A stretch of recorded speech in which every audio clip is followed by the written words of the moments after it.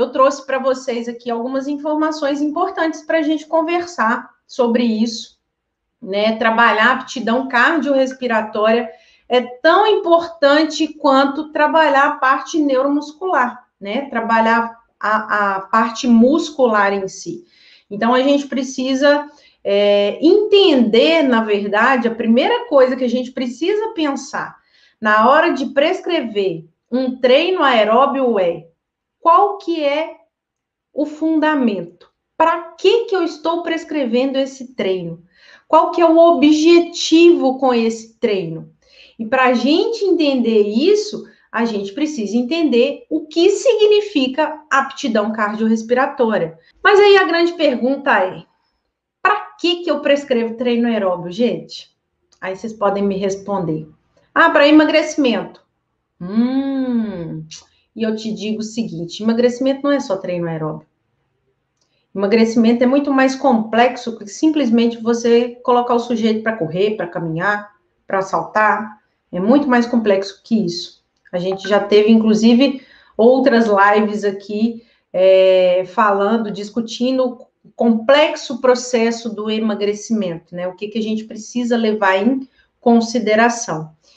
Então, para que eu prescrevo treino aeróbio? Para melhorar a componente condicionamento, né? Eu vejo que muita gente, muitos estudantes de educação física, muitos profissionais, inclusive, né, gostam de usar esse termo.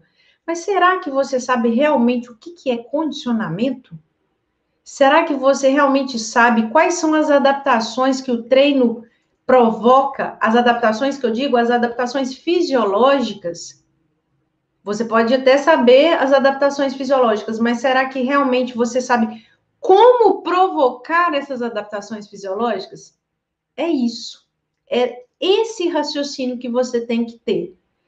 Porque assim você vai conseguir encontrar ali qual vai ser a melhor intensidade. Né? A gente tem aí parâmetros, eu trouxe alguns aqui para mostrar para vocês, alguns mesmo, porque a gente tem vários protocolos que a gente pode utilizar, tipos de teste diferentes, teste de limiar, teste de VO2, teste de lactato, uma série de protocolos, de testes que a gente pode usar aí para calcular e estimar a intensidade do indivíduo durante o treino. Então, a primeira coisa que eu quero chamar a atenção aqui, eu deixei até uma frase, o que significa aptidão cardiorrespiratória? Então, antes de qualquer coisa, a primeira coisa que eu preciso entender é o que é aptidão cardiorrespiratória. Quando a gente fala, me diz aí o que significa condicionamento, é essa aptidão cardiorrespiratória. Está relacionada ao quê? A eficiência dos sistemas respiratório e cardiovascular. Tá? De componentes sanguíneos adequados, além dos componentes celulares específicos que ajudam o corpo a utilizar oxigênio durante o exercício. Então, quando eu penso em aptidão cardiorrespiratória, eu preciso pensar em todo o sistema cardiovascular e o sistema respiratório. Desde a inspiração, que eu coloco oxigênio para dentro do corpo, e como que esse oxigênio ele vai ser transportado até chegar nos músculos ativos para participar do metabolismo aeróbio e gerar ATP para contração muscular. Então, quando, por exemplo, eu falo em VO2 máximo, eu não estou me referindo apenas ao consumo máximo de oxigênio ali pelas células musculares. Eu tenho que pensar desde onde veio esse oxigênio. Por quê? Porque com a intensidade correta, eu vou trabalhar o metabolismo da forma que eu quero e gerar as adaptações fisiológicas que eu quero, com aquele objetivo. Então, quando a gente consegue começar a entender esses processos, a gente entende que quando eu melhoro a aptidão cardiorrespiratória, né, quando eu melhoro o condicionamento do indivíduo, para o seu aluno, você pode, se for uma linguagem mais simples para ele entender, né, para o seu aluno, seu cliente de personal aí, o cliente da academia, que você atende, você pode falar com ele. Você, com esse tipo de treino, você vai melhorar o seu condicionamento físico. O que isso significa? Que você vai subir uma escada sem se cansar muito. Você vai ter parâmetros sanguíneos melhorados, que é exatamente isso que eu coloquei aqui.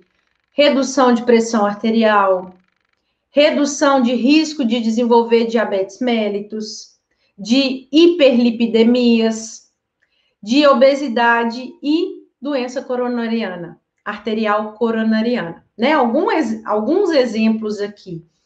Os parâmetros sanguíneos, né? Redução, as hiperlipidemias aí entraria, redução de colesterol total com melhora do HDL. Gente, o melhor medicamento para aumentar lipoproteína de alta densidade, que é o HDL, que é o chamado colesterol bom. Por que o colesterol bom, gente? Vocês sabem me dizer? Comenta aqui para mim. Por que HDL é o colesterol bom? Quem sabe me dizer aí? Comenta aí para mim. O que significa o colesterol bom? Exatamente isso que eu acabei de dizer. O que significa a sigla? É uma lipoproteína de alta densidade. Significa que ela tem muito mais proteína do que gordura. E qual que é a função do HDL? Remover a LDL da corrente sanguínea e levar para o fígado. E sabe qual o melhor medicamento para isso? Se chama treino aeróbio. É o melhor. Ganha da alimentação. A alimentação tem que estar aliada? Sim, sempre. Porque o nosso metabolismo depende dela. Mas, se você quer aumentar HDL, a melhor forma de fazer isso é com atividade aeróbica. Pode perguntar isso para qualquer cardiologista que vocês quiserem. Então, a aptidão cardiorrespiratória, ela vai trazer inúmeros benefícios, evitando aí uma série de doenças, mesmo cardiovasculares, diabetes e por aí vai. E aí, como que eu falo de aptidão cardiorrespiratória sem falar de VO2 máximo? O que é o VO2 máximo? É a medida mais representativa da aptidão cardiorrespiratória. Então, é a quantidade máxima de oxigênio que um indivíduo consegue captar do ar alveolar, transportar nos tecidos através do sistema cardiovascular e utilizar a nível celular durante 1 minuto. Então, peraí. Me ajuda aí, Bárbara. Calma. VO2 máximo, por isso que eu comecei a minha fala dizendo, gente, VO2 máximo não é apenas eu pensar no consumo máximo de oxigênio pelas células musculares ali durante o exercício, ou pós o exercício, né? Que aí eu tenho o EPOC. Eu preciso pensar desde o momento em que ocorre a inspiração, com a entrada aqui do oxigênio. Então, o que vai acontecer? VO2 máximo, qual que é o conceito de VO2 máximo? Quantidade máxima de oxigênio que o indivíduo consegue captar do ar alveolar, aí no caso eu tenho um processo de hematose. Passa do ar alveolar para os capilares alveolares, vai lá para o coração, chega lá no lado esquerdo, em que o ventrículo esquerdo vai ejetar para toda a circulação. Então, ó, transportar nos tecidos através do sistema cardiovascular e utilizar. Então, se eu estou falando em exercício, os tecidos musculares, né, o músculo esquelético que está em contração ali durante o exercício, ele está consumindo oxigênio para produzir ATP no seu metabolismo aeróbio. E isso durante 1 minuto. Por isso que a unidade de VO2 máximo é em litros por minuto a menos 1, ou em ml, mililitros por minuto, elevado a menos 1. Tá vendo que tudo tem uma explicação? Quando a gente consegue entender desde lá das bases fisiológicas, fica muito mais fácil eu consegui entender qual a intensidade que eu preciso trabalhar com o meu aluno. Para eu entender qual a intensidade, eu preciso saber qual teste que eu vou usar com ele. E se eu não tenho condições de fazer teste, eu vou te dar a opção. Tá completo, tá, gente? Por isso que eu tô falando, compartilha. Chama mais gente aí, que essa aula hoje tá muito boa, tá? Sejam bem-vindos, quem chegou depois aí. Então, vamos lá. Gente, pode perguntar, tá? Se, por acaso, eu tiver um raciocínio aqui, depois eu volto e respondo as perguntas. Tanto aqui no YouTube, quanto no Instagram, tá bom? Então, o VO2 máximo, como eu disse, ele pode ser expresso de forma relativa, que é em mililitros, ou de forma absoluta, que é em litros por minuto. Então, o VO2 máximo em litros por minuto é a capacidade aeróbia absoluta, pensando no corpo como um todo. Já o VO2 máximo em mililitros por quilograma por minuto é a capacidade aeróbia o quê? Relativa por quilograma de peso corporal. Então, você pode calcular das duas formas. A gente tem fórmulas aí, né? De fórmulas indiretas, né? Preditas de VO2 máximo que me dão o valor em litros por minuto. Ah, mas eu quero saber em mililitros por minuto. É só você, mililitros por quilograma por minuto. É só você converter. Vou te ensinar a fazer isso, tá? E eu posso muito bem pegar também em mililitros e converter em litros por minuto, se você quiser saber de forma absoluta. Então, eu preciso pensar em três parâmetros para avaliar capacidade cardiorrespiratória, a aptidão cardiorrespiratória de um indivíduo. Então, eu preciso pensar no VO2 máximo, frequência cardíaca, tá? E pressão arterial. São os três componentes principais que eu preciso pensar, tá? E aí, aqui eu coloquei duas fórmulas, as mais utilizadas aí para a predição de estimativa de frequência cardíaca máxima. Aí eu quero fazer uma ressalva aqui para você. Se você vai fazer um teste submáximo, porque aí você tem que se lembrar o seguinte: nós somos profissionais de educação física. Então, nós fazemos testes para calcular VO2 máximo, para ver, calcular ali a intensidade de acordo com a frequência cardíaca máxima, a gente faz testes submáximos. A gente não faz teste máximo, tá?